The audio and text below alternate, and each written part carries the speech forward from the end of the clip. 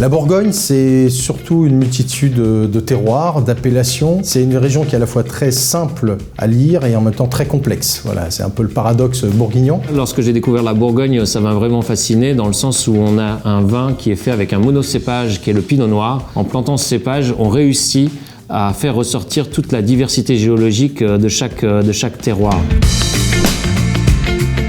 La spécificité de la Bourgogne, en termes d'assemblage, on dit souvent que la Bourgogne est une terre de monocépage. En réalité, il y a aussi des travails d'assemblage. Un vigneron qui a des parcelles en Garenne, à Puligny par exemple, il n'a pas forcément une parcelle d'un seul bloc, c'est peut-être parfois 3-4 mini-parcelles qu'il vinifie séparément, qu'il finit par assembler. Je vois beaucoup de similitudes entre la Loire et la Bourgogne.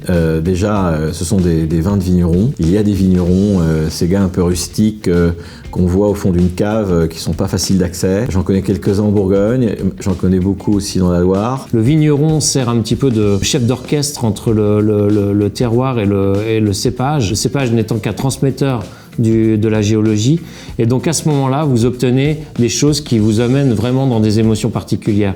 Et donc moi j'ai vraiment beaucoup de sensibilité et de sensations lorsque je goûte tous ces terroirs sur Moret-Saint-Denis qui sont constitués par le Clos de la Roche, le Clos Saint-Denis ou d'autres grands crus comme le Grand Échezeaux et les Chezeaux qui vous amènent vers des choses complètement irréelles. On a un grand blanc, un grand rouge dans la Bourgogne et dans la Loire.